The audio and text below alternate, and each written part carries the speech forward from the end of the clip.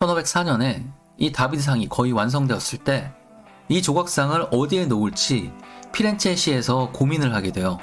그래서 다비드상을 어디에 놓을까를 두고 위원회까지 만들어지고요. 당대 예술의 고인물 바로 레오나르도 다빈치도 이 위원회에 포함되어 있었습니다. 그렇게 마침내 하늘이 내린 두 천재 예술가가 만나게 됩니다.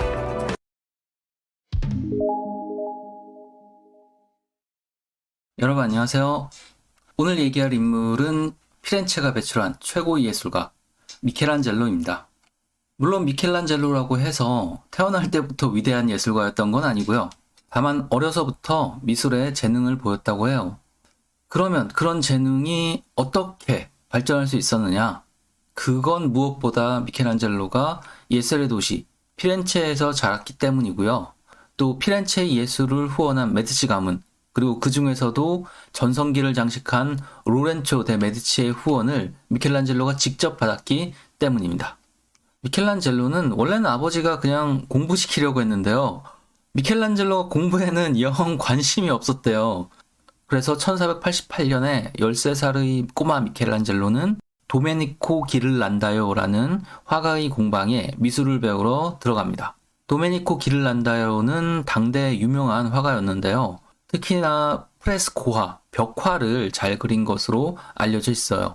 어느 정도였냐면 메디치 가문이 시스티나 성당에 벽화를 그릴 화가들을 파견한 적이 있는데요. 기를란다요는 그 가운데 한 명이었어요.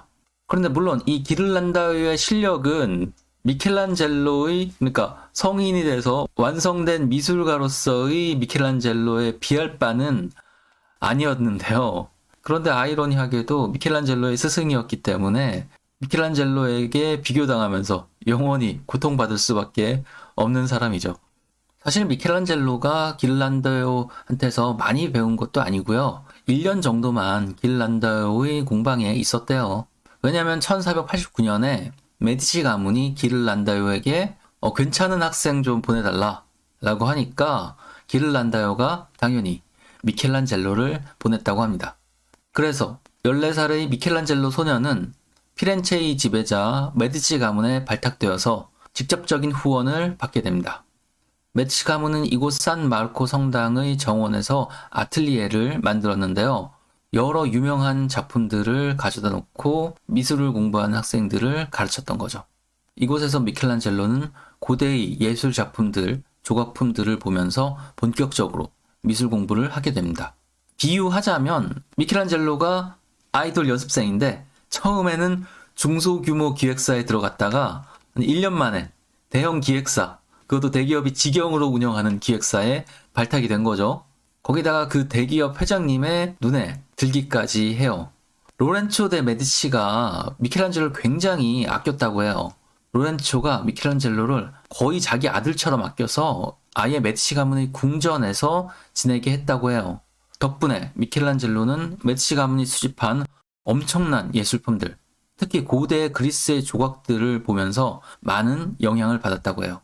그래서 미켈란젤로는 메디치 가문의 전폭적인 후원을 받으면서 마음껏 미술 공부를 하는 행복한 청소년기를 보냈는데요. 이 행복은 3년 만에 끝나게 됩니다.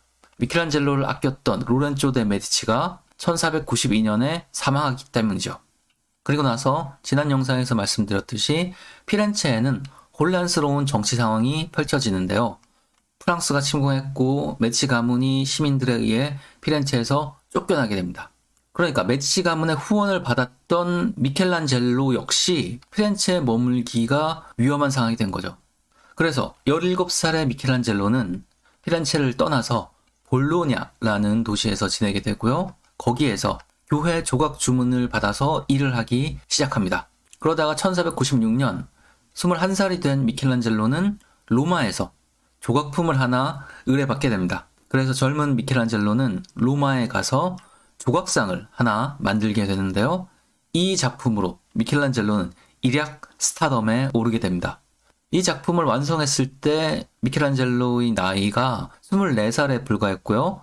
또 미켈란젤로가 이후에도 많은 명작들을 만들었지만 이 조각상이 너무나 뛰어난 작품이라서 이 작품이야말로 미켈란젤로 인생에서 가장 뛰어난 걸작이다 라고 평가하는 사람들도 많아요.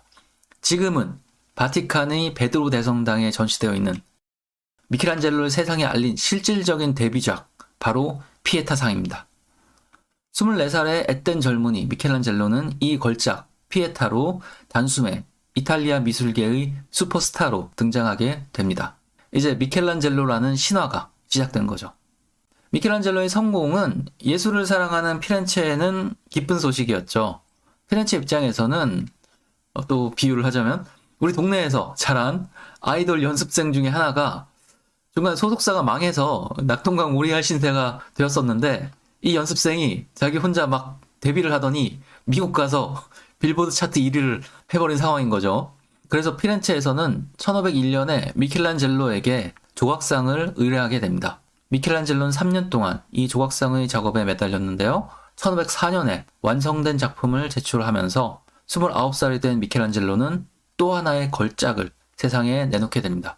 17살의 혼란한 정치 상황 속에서 피렌체를 떠나야 했던 미켈란젤로가 10년이 더 지나서 피렌체에 명작을 선사한 거죠.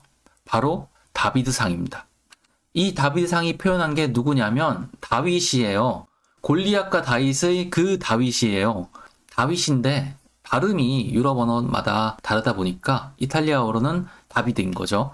다비드가 조각의 주제가 되었던 건 피렌체의 정치적 상황과도 연관이 되어 있어요.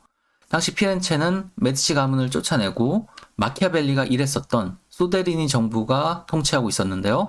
이 소데리니 행정부는 대내외적인 혼란 속에서 피렌체 공화국의 자주와 독립을 유지해야 했었고요. 이러한 과제를 진취적으로 표현하는 것이 바로 이 다비드상인 거죠. 피렌체를 둘러싼 외부 세력들, 로마 교황청, 신성 로마 제국, 프랑스 등은 막강한 힘을 가졌으니까 꼭 골리앗 같았고, 이 사이에 끼어 있던 피렌체는 그냥 작은 도시국가였으니까요. 다비드에 비교될 수 있었던 거죠. 하지만 골리앗을 쓰러뜨린 게 결국 다윗이니까요. 마찬가지로 여러 거대한 세력들의 틈바구니에서 피렌체 공화국이 마치 다윗처럼 당당하게 자주와 독립을 지킬 것이다 라는 것을 예술적으로 표현한 작품인 거죠. 이렇게 피렌체 공화정의 정신을 표현한 작품이니까요. 이 다비드상은 당시 피렌체 공화정의 정부 청사였던 베키오 궁전 앞에 놓이게 됩니다. 지금도 베키오 궁전 앞에 가시면 이렇게 다비드상을 보실 수 있는데요. 사실 이 작품은 복제품이에요. 미켈란젤로가 만든 원래 작품은 1873년에 아카데미아 갤러리로 옮겨졌고요. 원래 있던 베키오 궁전 앞에는 복제품을 만들어 놓은 거죠. 그런데 기왕 복제품 만드는 김에 하나 더 만들었어요. 원래 다비드상은 대리석 조각인데 청동으로 된 복제품을 하나 만들어서 피렌체 외곽의 언덕에 세워뒀어요. 그곳이 바로 피렌체 여행하시는 분들이 많이 가보시는 미켈란젤로 언덕입니다. 그런데 이 작품 다비드상을 처음에 어디에 놓을지 쉽게 결정된 건 아니었어요. 1504년에 이 다비드상이 거의 완성되었을 때 이 작품이 딱 봐도 너무 대단하니까 이 조각상을 어디에 놓을지 피렌체시에서 고민을 하게 돼요. 그래서 다비드상을 어디에 놓을까를 두고 위원회까지 만들어지고요. 이 위원회에서 다비드상을 베키오 궁전 앞에 놓기로 결정한 거죠. 이 위원회에는 당시에 피렌체에 있던 네노라 하는 예술가들이 다 소집이 됩니다. 당대 미술의 지존, 나쁘게 말하면 당대 예술의 고인물이지만 어쨌든 자타가 공인하는 르네상스의 대표주자, 바로 레오나르도 다빈치도 이 위원회에 포함되어 있었습니다. 그렇게 마침내 하늘이 내린 두 천재 예술가가 만나게 됩니다. 미켈란젤로가 피에타에 이어서 다비드상까지 걸작을 계속 뽑아내니까 예술을 사랑하는 피렌체 사람들이 이 젊은 예술가에게 또 어려운 미션을 부과하는데요. 그런데 이번 퀘스트는 난이도가 굉장히 높았던 게 그냥 작품 하나만 잘 만들면 되는 게 아니라 경쟁을 하는 거였어요.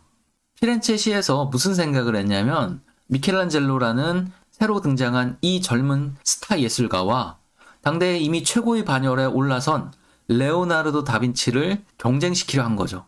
그래서 1504년에 두 천재 예술가는 이곳 피렌체 정부 청사인 베키오 궁전에서 서로 마주보고 그림 대결을 펼칩니다. 이 궁전 안에는 500인의 방이라는 곳이 있는데요. 피렌체의 정치인들이 모여서 국정을 논의하던 곳이었으니까요. 오늘날의 의회와 비슷한 곳이라고 할 수 있습니다. 그러니까 피렌체 공화국을 상징하는 중요한 장소라고 할 수 있죠. 그래서 이 중요한 방의 두 벽에다가 레오나르도 다빈치와 미켈란젤로에게 각각 그림을 그리도록 맡겨놓은 겁니다. 앞을 보고 섰을 때 오른쪽의 벽을 레오나르도 다빈치가 맡았고요. 반대쪽을 미켈란젤로가 담당하게 되었습니다. 두 사람이 맡은 그림의 주제도 피렌체 공화정의 영광을 보여주는 사건들이었는데요. 레오나르도 다빈치는 앙기아리 전투를, 미켈란젤로는 카시나 전투를 주제로 그리게 됩니다. 레오나르도 다빈치가 그린 앙기아리 전투는 1440년에 앙기아리라는 작은 마을에서 벌어진 전투였는데요. 피렌체 군 4,000명과 밀라노 군 4,000명이 전투를 벌여서 피렌체가 승리를 거둔 전투였습니다. 이 승리로 인해서 피렌체는 이탈리아 중부 지역에서의 패권을 확고히 할 수 있었다고 하니까요. 피렌체가 자랑하는 승리의 역사였던 거죠. 마찬가지로 카시나 전투 역시 피렌체의 승리 기록인데요. 1364년 카시나라는 작은 마을에서 피렌체와 피사 사이에 전투가 벌어졌습니다.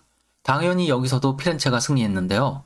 피렌체가 15,000의 병력을 동원해서 피사의 5,000 병력을 일단 숫자로 압도했는데 피렌체 군이 피사군을 거의 괴멸시키면서 대승을 거둡니다. 이렇게 두 천재 예술가가 서로를 마주보며 그림 대결을 펼치는데 사실 결말은 흐지부지 끝나요. 그림도 완성이 안 됐어요. 지금 이 500인의 방 두 벽에 있는 그림은 미켈란젤로와 레오나르도 다빈치의 그림이 아니에요. 미켈란젤로는 그림을 그리는 둥 마는 둥 하다가 1505년에 로마 교황청에서 주문이 들어오니까 그냥 로마로 가버려요. 레오나르도 다빈치는 좀 그리려고 노력은 했는데 또 잘 안 되고 그래서 그냥 관뒀대요. 그래서 두 그림 다 미완성 상태니까 나중에 한 50년 뒤에 조르지오 바사리라는 또 걸출한 예술가가 이 베키오 궁전을 리노베이션, 개축을 하면서 그냥 자기 그림으로 덮어버렸어요. 두 그림 모두. 그래서 지금 우리는 이 베키오 궁전에서 미켈란젤로나 레오나르도 다빈치의 그림이 아니라 바사리의 그림만 볼 수가 있어요. 다만 두 천재가 어떤 그림을 그리려고 했는지 추측할 수는 있는데요. 미켈란젤로의 카시나 전투는 미켈란젤로의 제자 상갈루가 밑그림을 따라 그려놓은 게 있고요. 레오나르도 다빈치의 그림은 또 다른 유명한 화가인 루벤스가 따라 그린 그림이 있어서요. 어떤 그림이었는지는 짐작할 수 있어요. 1505년에 다시 로마에 갔을 때 미켈란젤로의 나이는 30살이 되었어요. 지금으로 보자면 아직도 한참 젊은 나이인데 미켈란젤로는 이미 피에타와 다비드 상으로 거장의 반열에 오르게 되었죠. 물론 미켈란젤로는 계속해서 더 많은 걸작들을 만들면서 우리가 아는 그 위대한 미켈란젤로가 됩니다. 저희 오늘 이야기는 여기까지입니다. 시청해주신 분들 감사합니다.